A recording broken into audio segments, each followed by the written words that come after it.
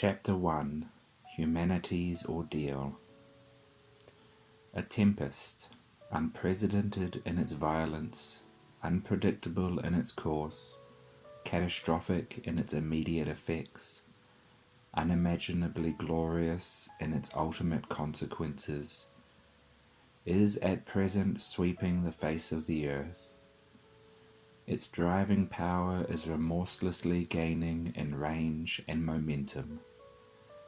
Its cleansing force, however much undetected, is increasing with every passing day. Humanity, gripped in the clutches of its devastating power, is smitten by the evidences of its resistless fury. It can neither perceive its origin, nor probe its significance, nor discern its outcome.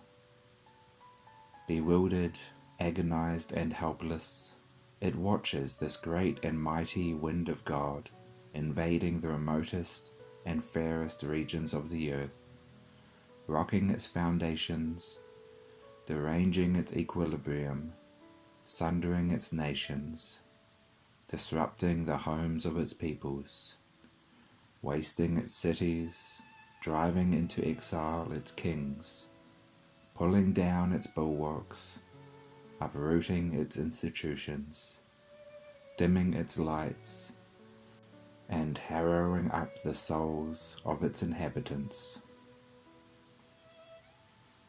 The powerful operations of this titanic upheaval are comprehensible to none except such as have recognized the claims of both Baha'u'llah and the Bab. Their followers know full well whence it comes and what it will ultimately lead to. Though ignorant of how far it will reach, they clearly recognize its genesis, are aware of its direction, acknowledge its necessity, observe confidently its mysterious processes, ardently pray for the mitigation of its severity, intelligently labor to assuage its fury, and anticipate with undimmed vision the consummation of the fears and the hopes it must necessarily engender. This judgment of God, as viewed by those who have recognized Baha'u'llah as his mouthpiece and his greatest messenger on earth, is both a retributory calamity and an act of holy and supreme discipline. It is at once a visitation from God and a cleansing process for all mankind. Its fires punish the perversity of the human race and weld its component parts into one organic, indivisible, world-embracing community. Bestir yourselves, O people, is, on the one hand, the ominous warning sounded by Baha'u'llah himself. In anticipation of the days of divine justice, for the promised hour is now come.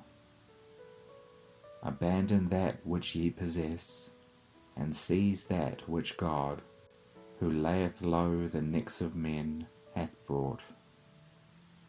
Know ye of a certainty that if ye turn not back from that which ye have committed, chastisement will overtake you on every side, and ye shall behold things more grievous than that which ye beheld aforetime. And again, we have fixed the time for you, O people. If ye fail at the appointed hour to turn towards God, he verily will lay violent hold on you, and will cause grievous afflictions to assail you from every direction. The whole earth, Baha'u'llah, on the other hand, forecasting the bright future in store for a world now wrapped in darkness, emphatically asserts, is now in a state of pregnancy.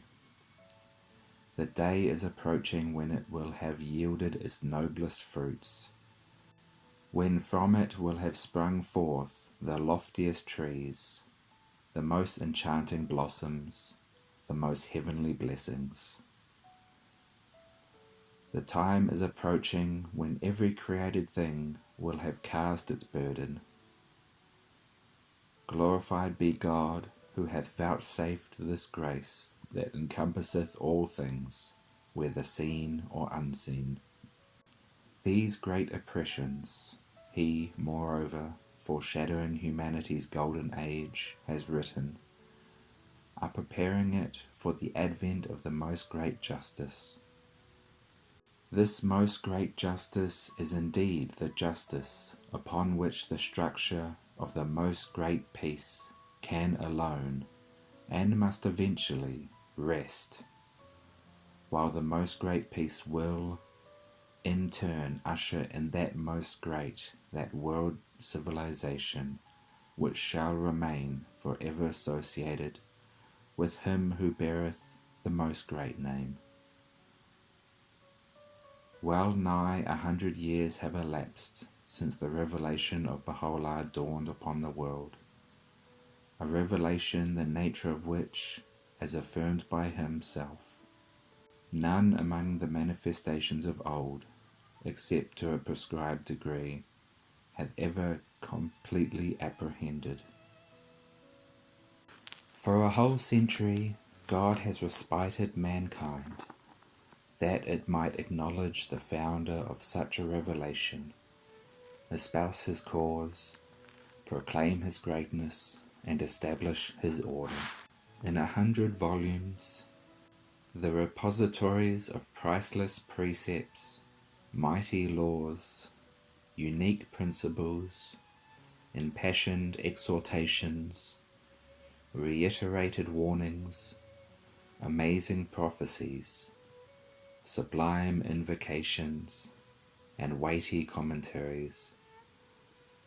The bearer of such a message has proclaimed, as no prophet before him has done, the mission with which God had entrusted him.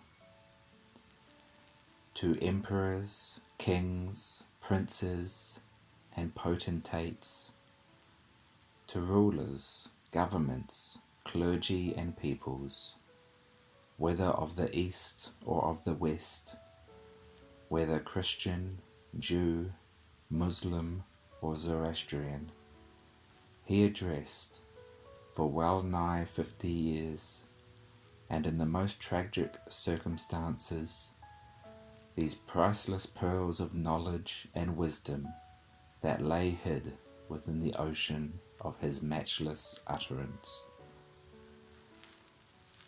Forsaking fame and fortune, accepting imprisonment and exile, careless of ostracism and obloquy, submitting to physical indignities and cruel deprivations, he, the vicegerent of God on earth, suffered himself to be banished from place to place and from country to country.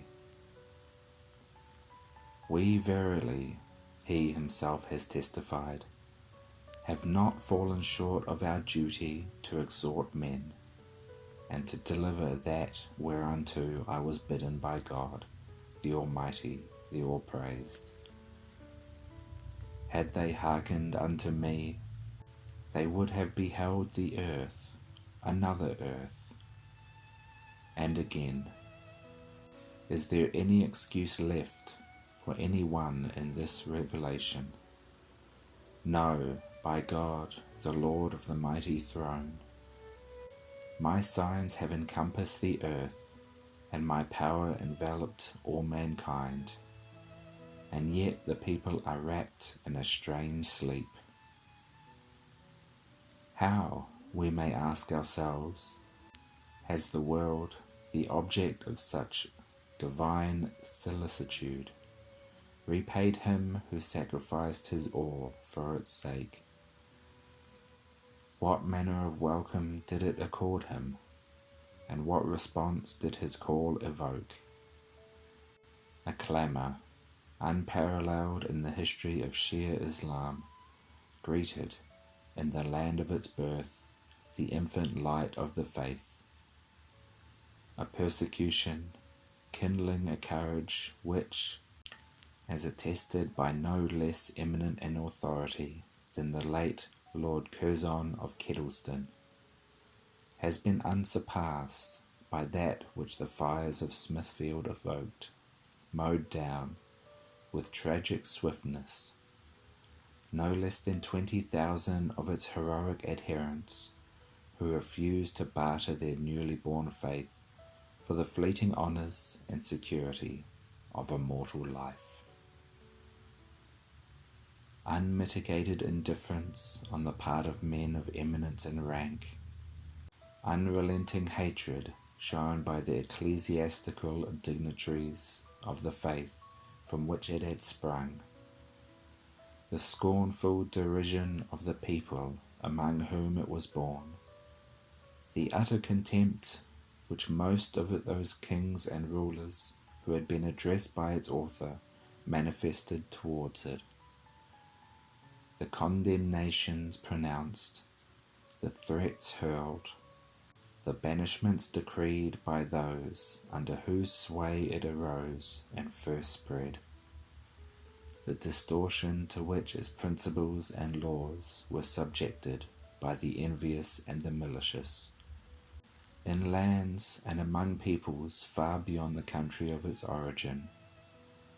All these are but the evidences of the treatment meted out by a generation sunk in self-content, careless of its God, and oblivious of the omens, prophecies, warnings, and admonitions revealed by his messengers. What then might we not consider has, in the face of so complete and ignominious a rejection, happened, and is still happening, in the course, and particularly in the closing years, of this, the first Bahá'í century, a century fraught with such tumultuous sufferings and violent outrages for the persecuted faith of Baha'u'llah. Empires fallen in dust, kingdoms subverted, dynasties extinguished, royalty besmirched, kings assassinated, poisoned, driven into exile, subjugated in their own realms, whilst the few remaining thrones are trembling with the repercussions of the fall of their fellows. Surely no man, contemplating dispassionately the manifestations of this relentless revolutionizing process, within comparatively so short a time, can escape the conclusion that the last 100 years may well be regarded, in so far as the fortunes of royalty are concerned, as one of the most cataclysmic periods in the annals of mankind. The decline in the fortunes of the crown wielders of temporal power have been paralleled by a no less startling deterioration in the influence exercised by the world's spiritual leaders. The colossal events that have heralded the dissolution of so many kingdoms and empires have almost synchronized with the crumbling of the seemingly inviolable strongholds of religious orthodoxy. That same process which, swiftly and tragically, sealed the doom of kings and emperors and extinguished their dynasties, has operated in the case of the ecclesiastical leaders of both Christianity and Islam, damaging their prestige and, in some cases, overthrowing their highest institutions. Power hath been seized, indeed, from both kings and ecclesiastics. The glory of the former has been eclipsed, the power of the latter irretrievably lost.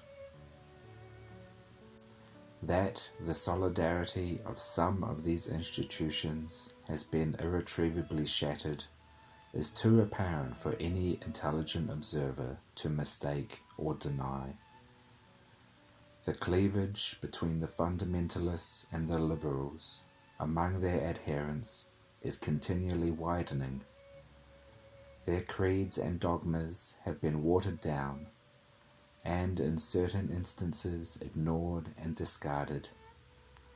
Their hold upon human conduct is loosening, and the personnel of their ministries is dwindling in number and in influence. The timidity and insincerity of their preachers are, in several instances, being exposed. Their endowments have, in some countries, disappeared, and the force of their religious training has declined. Their temples have been partly deserted and destroyed, and in oblivion of God, of His teachings and of His purpose, has enfeebled and heaped humiliation upon them.